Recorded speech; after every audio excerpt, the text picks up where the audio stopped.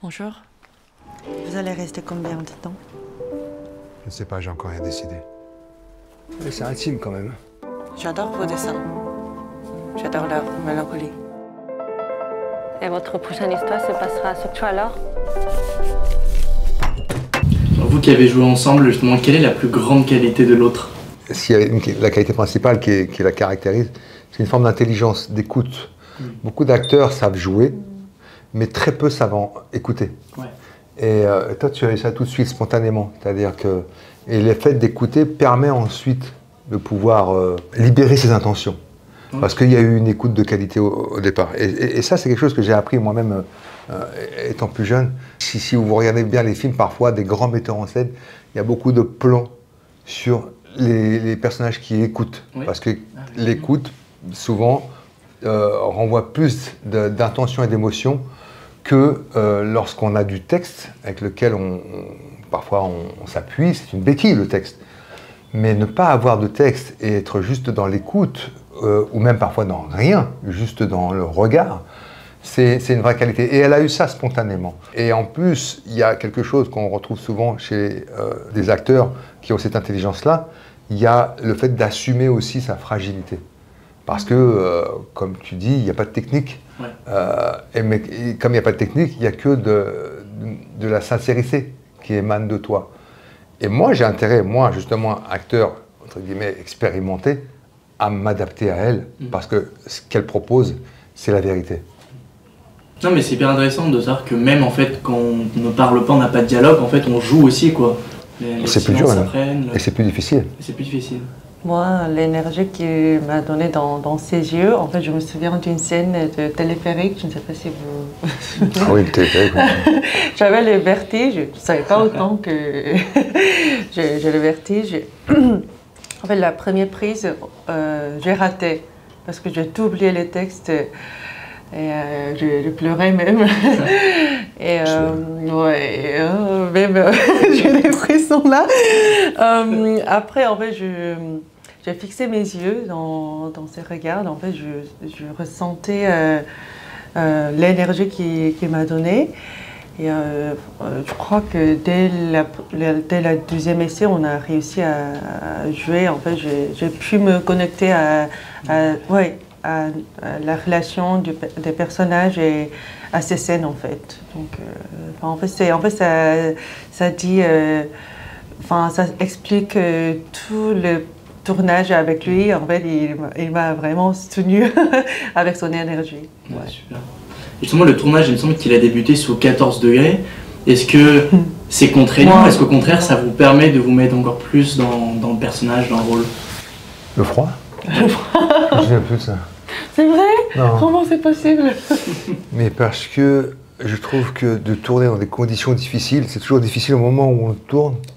Mais c'est quelque chose qu'on oublie très vite. Dès le lendemain, on a oublié la difficulté que ça a été de... Et donc du coup, maintenant que vous m'en parlez, évidemment, je m'en souviens, mais quelque chose avait totalement occulté. Complètement, ouais. Mais c'est vrai qu'il est froid. Moi, je m'en souviens bien. Enfin, en fait, on m'a mis les chaufferettes vraiment tout mon corps. Après, il faisait hyper froid, et moi, 18 degrés même. Oui, en fait, ça m'a aidé, je crois, parce que c'est hyper à Sokcho. Le temps était parfait, c'était vraiment bien hivernal. Justement, est-ce que ça permet aussi de se ressourcer un peu, ce type de tournage, de couper un peu du monde? Oui, par la force des choses, oui.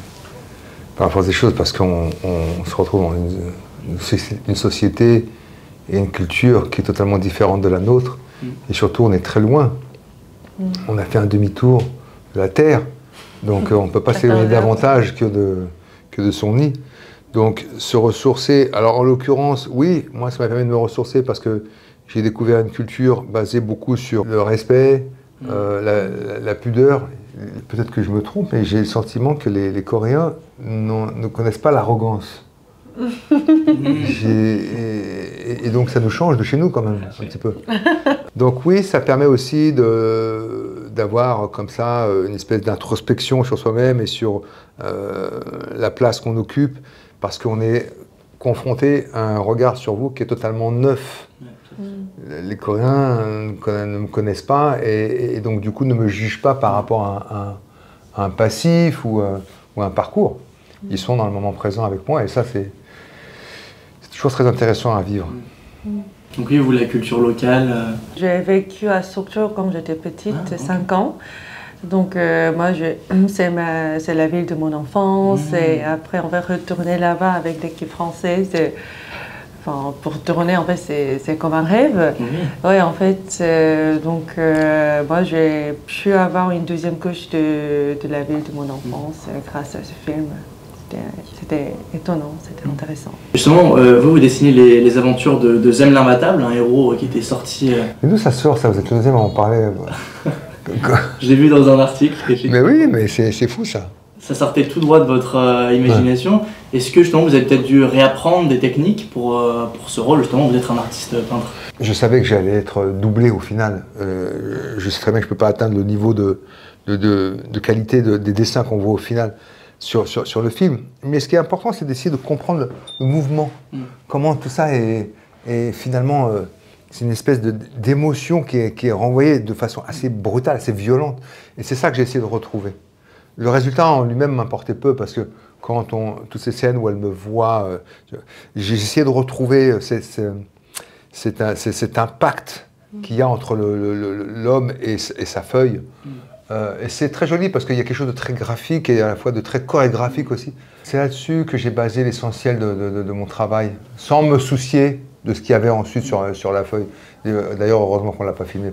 Parce que mais c'est intéressant, c'est un peu comme Pollock. Vous vous rappelez de Pollock, ce peintre qui envoyait sur la toile son travail comme ça, et ça donnait des toiles avec sa violence ou au contraire, justement, son amour qui éclaboussait la toile. Et c'est un peu à lui que j'ai pensé aussi. Okay. Et parfois, il vire aussi un petit peu à la parano, quoi. Ce personnage, il a besoin d'être seul vraiment pour exprimer sa créativité. Comment on travaille un peu C'est beaucoup dans le regard aussi, non? Il y a quelque chose d'intéressant chez ce personnage, c'est qu'il a que faire du regard de l'autre. Il ne cherche pas à plaire, il ne cherche pas à séduire. C'est quelqu'un qui est handicapé de l'amour. Il a besoin d'aimer comme tout le monde, mais à ce niveau-là, il n'est pas à son aise. Et donc, ça se traduit autrement pour lui. Et une sorte de repli sur lui-même, sans se soucier. Il n'est jamais dans la séduction, par exemple. À aucun moment, il cherche à séduire Suha. Et il a cette chose qu'on aimerait tous savoir. Il se fiche de savoir si on l'aime ou pas. En tout cas, c'est l'impression qu'il donne. Mais en même temps, tout ça le fragilise beaucoup. Il a quelque chose de très fébrile chez lui. C'est ça que j'aime. C'est pas un ours comme ça. On voit bien qu'il y a quelque chose qui l'émeut. Mais il ne sait pas faire avec. Et j'aime bien l'idée qu'il soit, comment dirais-je, maladroit. Son expression, elle se passe ailleurs. Et dès qu'on lui demande d'être dans la vraie vie, il est handicapé. Et je trouve ça assez touchant. Vous y retrouvez vraiment, vous, dans le personnage, vous lui ressemblez un petit peu quelque part? Est-ce que vous avez l'impression...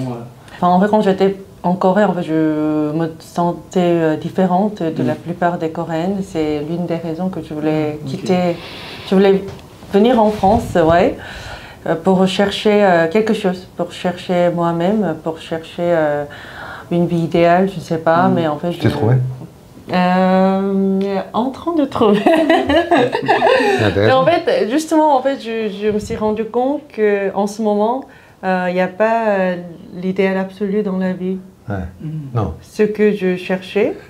Mais ça, tu aurais pu me le demander, je te l'aurais dit. Oui, ça n'existe pas. Mais je trouve ça très courageux, les gens comme toi, qui quittent un environnement dans lequel ils ont évolué toute leur vie pour recommencer quelque chose et repartir. Ça demande beaucoup de courage.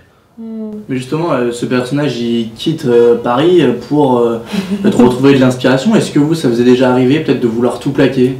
Ouais, je l'ai fait, mais moi je suis allé en Californie, c'est plutôt le rêve américain à l'époque.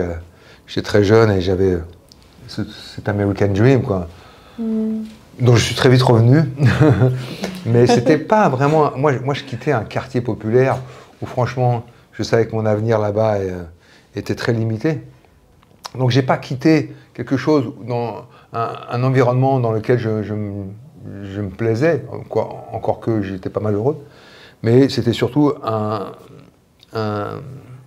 en tout cas, je croyais un ailleurs meilleur.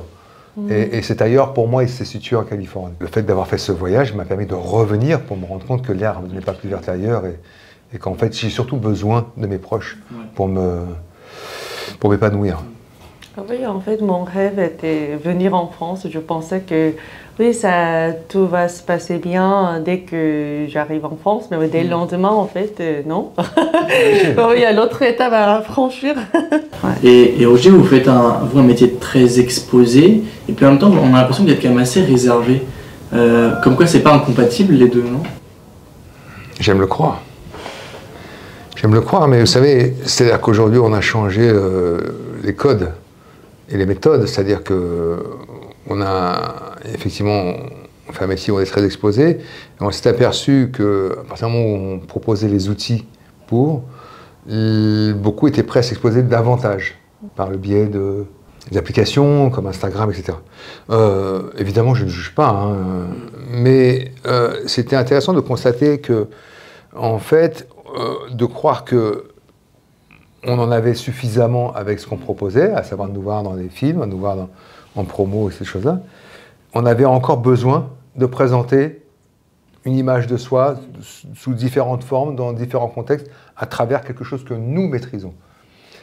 C'est intéressant, c'est intéressant. Alors c'est quelque chose auquel moi, ça ne me convient pas. Je trouve que je donne suffisamment de moi et de mon image à travers mes rôles, mais aussi à travers les échanges avec la presse. Mais pourquoi pas? C'est-à-dire que j'ai tellement d'amis qui le font que je me garderais bien de critiquer, sinon je vais perdre beaucoup d'amis. Mais c'est intéressant de réaliser à quel point, finalement, notre volonté narcissique, elle est beaucoup plus intense et beaucoup plus importante qu'on ne l'aurait imaginé auparavant, avant que tout cela n'existe. Avant, on disait, ouais, quand c'est fini, il faut me laisser, je veux plus qu'on parle de moi, je veux plus qu'on me voit. En fait, non, il y a cette nécessité, ce besoin d'exister à travers différentes situations. Et juste pour finir en quelques mots, est-ce que vous pourrez dire, c'est les jeunes qui nous regardent, pourquoi aussi c'est un film qui pourrait les toucher? C'est un exercice très difficile ce que vous demandez là. Ouais. Parce que j'ai le sentiment que tout ce qu'on a dit pourrait donner envie aux jeunes gens d'aller voir ce film. Mais c'est surtout un film sur des gens qui sont en quête d'une paternité, lui d'une inspiration, et c'est cette rencontre de ces deux personnages un peu perdus, mais qui sont empreints d'une douceur incroyable, d'une volonté de comprendre, de s'épanouir, de se complaire dans ce monde un peu brutal. C'est surtout l'histoire d'une rencontre, voilà, de deux êtres que tout sépare dans l'absolu. Merci beaucoup. Merci. Merci. Merci beaucoup.